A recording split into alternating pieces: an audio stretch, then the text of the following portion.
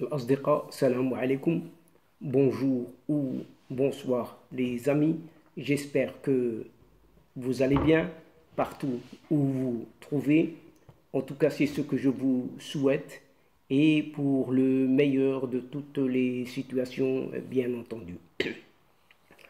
Bienvenue sur votre chaîne Bled Maralibia et abonnez-vous pour rester informé et surtout rapidement. Pour ma part, je suis ravi et heureux de vous retrouver une nouvelle fois à travers cette nouvelle vidéo. Chers amis, mesdames et messieurs, cette séquence vidéo vient vers vous pour évoquer cette fameuse CAN, oui, CAN, la CAN 2025, cette coupe africaine des nations, dont le verdict, est très attendu, très attendu, pour ne pas dire tant attendu, par ses frères siamois. Oui, ces frères siamois qu'on ne peut plus séparer désormais, que sont ces célèbres voisins algéro-marocains, mais néanmoins très rivaux dans l'âme, au plus profond de cette âme. Sachant qu'hormis cette Algérie et ce Maroc, eh bien le Nigeria, Bénin, oui, ensemble, cumulés, ou encore la Zambie, la course pour cette fameuse organisation de cette fameuse CAN 2025, la Coupe africaine des nations, donc, cette course est désormais lancée. Oui, elle est lancée. Et on l'attend très prochainement. Mais pour Alger, surtout pour Alger et pour Rabat, eh bien le CHAN cette fois-ci, l'autre tournoi. Oui, c'est ce championnat, non pas la coupe, mais ce championnat africain des nations 2022. Il aurait dû avoir déjà en 2022, mais ce championnat d'Afrique des nations des joueurs locaux des moins de 23 ans offre une nouvelle occasion de se fâcher. Oui, de se fâcher. Une compétition qui fâche, oui. Et l'Algérie accueille à partir du 13 janvier 2023, donc c'est très prochain, donc c'est tout récent, donc bientôt, ce CHAN 2022. Un rendez-vous pour lequel ce nouvel Éden algérien sort le grand jeu, oui, le grand jeu. Mais la participation de la sélection marocaine à ce championnat africain des nations. Et cette participation est remise en question après une requête rejetée par ce régime militaire de cette même Algérie. Et on va voir tout cela à travers cette séquence, en long et en large, chers amis. En effet, et tout d'abord, sachant que le championnat d'Afrique des nations, ce fameux CHAN 2022, qui réunit les footballeurs des sélections africaines qui évoluent dans les championnats locaux seulement, se tiendra en Algérie du 13 janvier au 4 février 2023. Le Maroc, qui devait en principe participer à cette compétition, a boycotté purement et simplement la compétition. Après le refus des autorités algériennes d'assurer une liaison aérienne directe pour les joueurs de la sélection marocaine, selon le petit journal marocain. Et l'Algérie a en effet décliné les conditions de la Fédération royale marocaine de football, oui, FRMF, qui exigeait une ouverture de l'espace aérien à l'occasion de cette compétition pour un vol direct entre Rabat et Constantine. Et selon certains médias, cette requête aurait été rejetée par l'Algérie qui refuse toujours que les avions marocains survolent son espace aérien.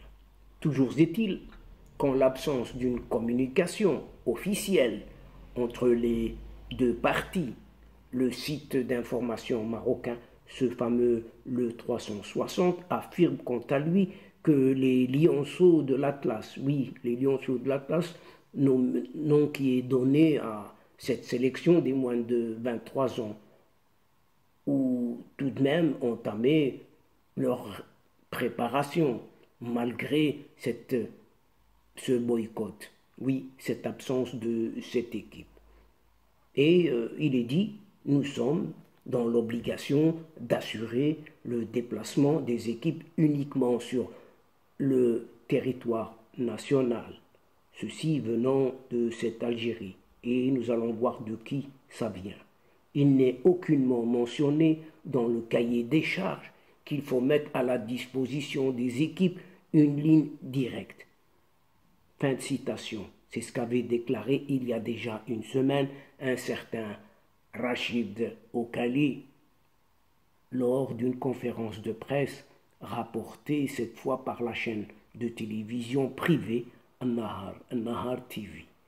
Et dans tout ce climat inhospitalier, oui, dans tout ce climat qui n'a pas l'air d'être très hospitalier, l'accueil veut sublimer, l'Algérie veut sublimer le monde du foot. Mais on ne sait comment, oui, on ne sait comment, peut-être, à l'image de ces fameux Jeux méditerranéens qui ont eu lieu à Oran durant l'été dernier. Ainsi, la polémique bat son plein et vient égratigner la volonté de l'Algérie de faire de ce tournoi, à savoir ce CHAN 2022, un événement footballistique d'envergure, comme le souhaite le quotidien francophone d'État, qui s'appelle l'Expression.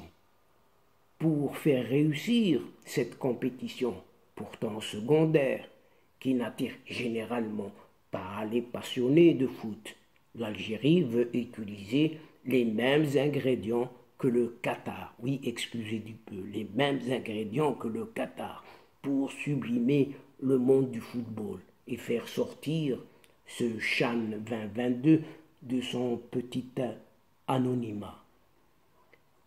Cette Algérie, dite nouvelle, mise sur une certaine infrastructure sportive moderne, renforcée par deux nouveaux stades.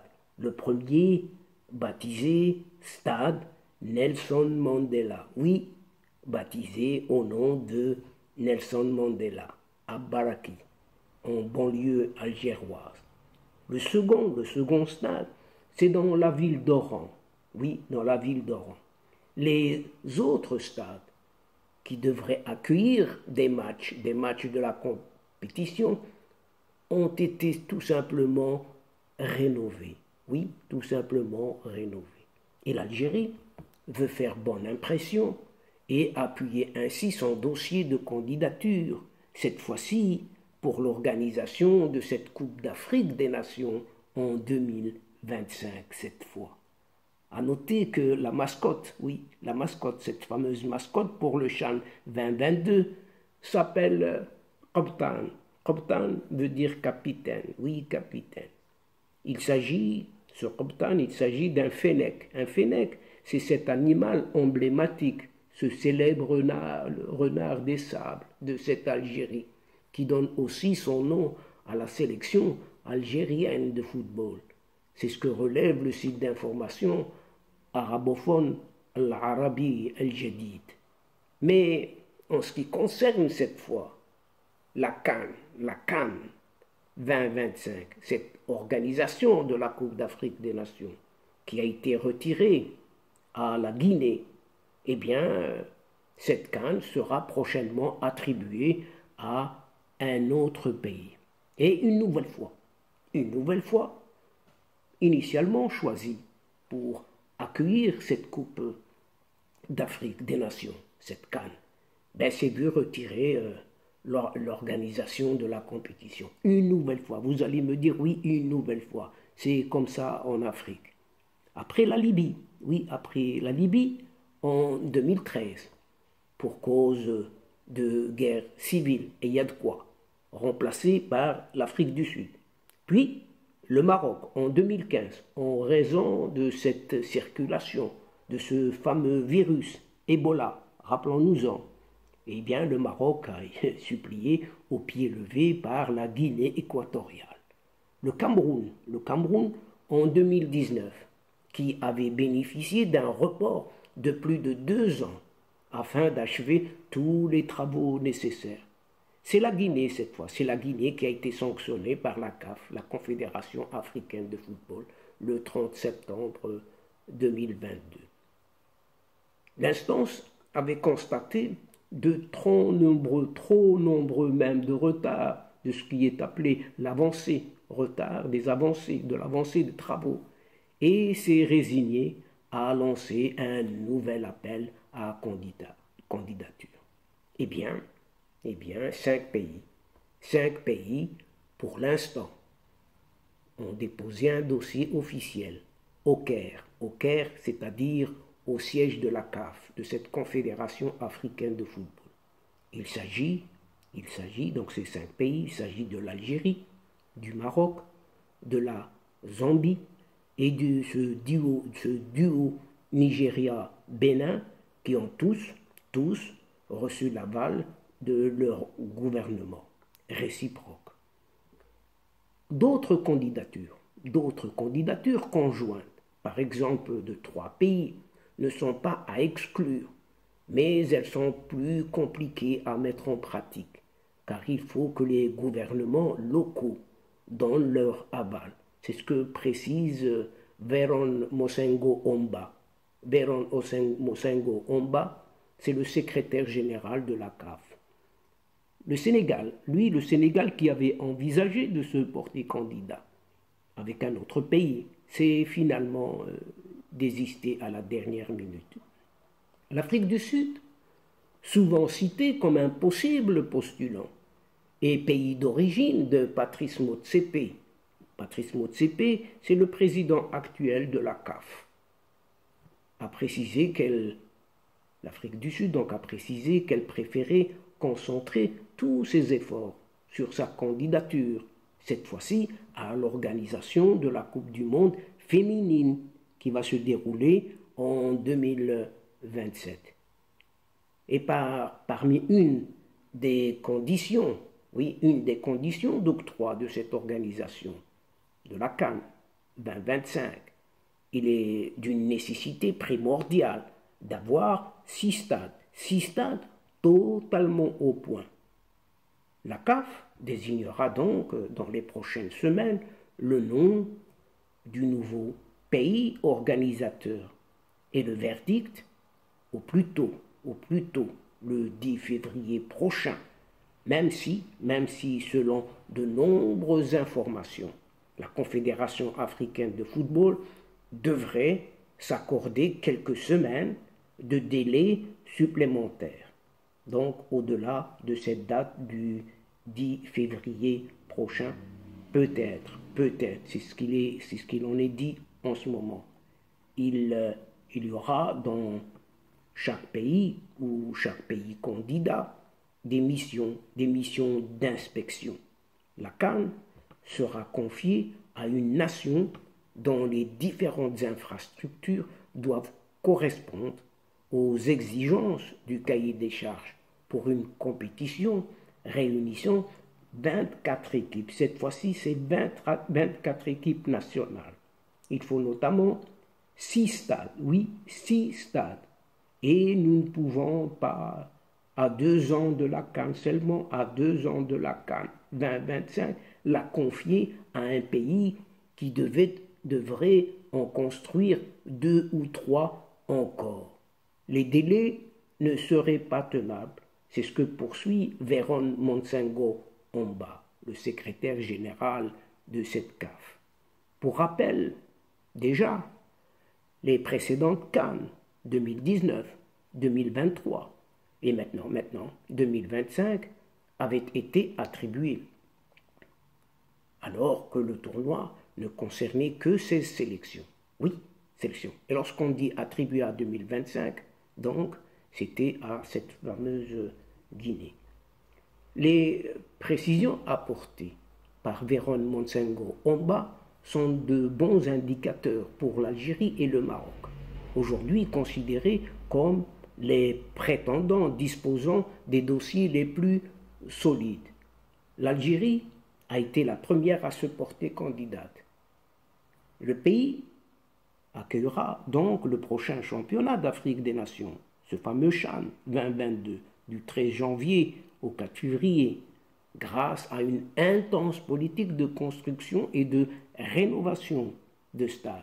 Et selon plusieurs sources concordantes, 6 enceintes, Baraki et Douera, dans la banlieue d'Alger, Blida, Oran, Annaba et Constantine, ont été aussi sélectionnés, alors que le stade du 5 juillet à Alger et celui de Tizi Ouzou, en phase d'achèvement, sont en réserve.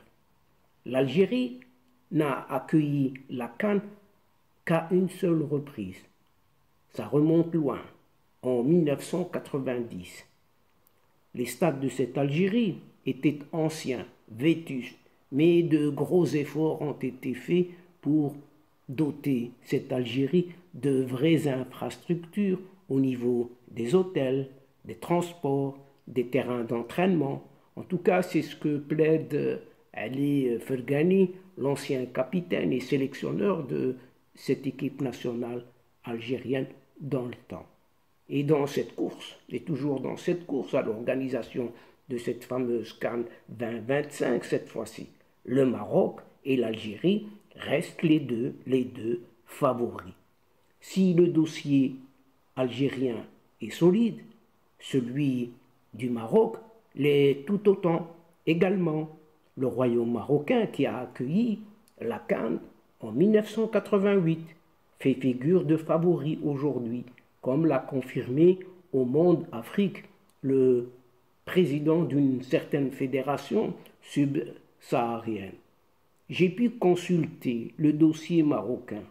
On sait que ce pays est un des rares sur le continent africain à disposer de toutes les infrastructures adéquates.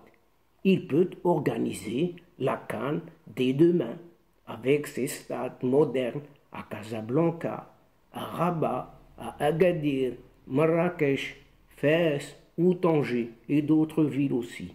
Oui, il se dit que le Maroc est le mieux placé pour organiser la CAN 2025, admet ce dirigeant subsaharien. Le roi Mohamed VI s'est personnellement investi dans cette candidature marocaine. Quatre de ses ministres ont sillonné le continent africain, le Sierra Leone, le Mali, le Gabon, le Congo, le Botswana, le Nigeria, le Cameroun, la République démocratique du Congo, la Somalie, la Mauritanie, l'Ouganda, etc., etc. Younes Serpouri, ministre à l'inclusion économique, petite entreprise, emploi et compétences. Riyad Mzour, ministre de l'Industrie et Commerce. Mohamed Ben Saïd, ministre de la Jeunesse, Culture et Communication. Et Shakib Ben Moussa, ministre des Sports et Éducation nationale, qui ont tous été reçus par les chefs d'État, ont pu défendre la candidature du Royaume du Maroc à cette Coupe africaine des Nations 2025. Plusieurs membres du comité exécutif de la CAN, lequel désignera l'hôte, à savoir le pays organisateur de cette CAN 2025, sont originaires des pays visités par les émissaires du roi marocain. Et il ne faut pas perdre de vue que la Fédération royale marocaine de football, cette FRMF, a signé une quarantaine de partenariats, et plus exactement 44, oui, 44 partenariats avec des fédérations subsahariennes. Au moment de l'attribution d'une CAN, la diplomatie sportive est un avantage, d'autant plus que Fawzi Larja, le président de la FRMF depuis 2014, est très influent au sein de la CAF, dont il est tout de même le 4e vice-président, intervient un certain Jean-Baptiste Guégan, auteur de ce livre Géopolitique du sport, une autre explication du monde, aux éditions Bréal. Derrière les deux favoris, que sont le Maroc et l'Algérie, les autres candidats connus n'affichent pas les mêmes arguments, non, ou les mêmes prétentions. La Zambie ne dispose que de 2 stades homologués par la CAF, à Lusaka et à Ndola. Et si le gouvernement zambien s'est engagé à en construire à Livingstone et à rénover d'autres enceintes, le pays d'Afrique australe accuse un retard structurel qui semble rédhibitoire, à savoir très contraignant. Oui, très contraignant. Quant au ticket, le ticket sur lequel on misait est composé par le Nigeria et le Bénin, il se heurte à la situation tout simplement sécuritaire du premier, pourtant bien pourvu en stade en normes CAF, alors que son voisin francophone, le Bénin, n'est doté que d'une seule enceinte homologuée à Cotonou. Et donc, chers amis, mesdames et messieurs de la chaîne, en attendant ce verdict tant attendu et très attendu vers le mois de février, le 10 février prochain, si ce n'est un peu plus tard, quelques semaines plus tard, eh bien, ce verdict est attendu pour l'octroi de l'organisation de cette CAN 2025. Alors, chers amis, en attendant, c'est ici que cette séquence vidéo prend fin en prenant congé de vous, tout en espérant vous retrouver avec un immense plaisir, bien entendu. Merci pour votre fidélité de nous suivre jusqu'au bout en nous écoutant. Écoutez vos séquences vidéo, mais n'oubliez pas de nous soutenir, de nous aider mutuellement en vous y abonnant, afin d'être informé très rapidement comme il se doit. Mais aussi, n'hésitez surtout pas de partager au grand maximum autour de vous les séquences vidéo de votre chaîne. Et votre chaîne a besoin de votre aide. Oui, énormément de votre aide. Mais pour moi, le moment est arrivé de vous dire au revoir les amis. Al-Asdiqa, salamu alaikum wa rahmatullahi wa barakatuh. À la prochaine fois et à bientôt. إلى اللقاء في حصة أخرى إن شاء الله. مع السلامة.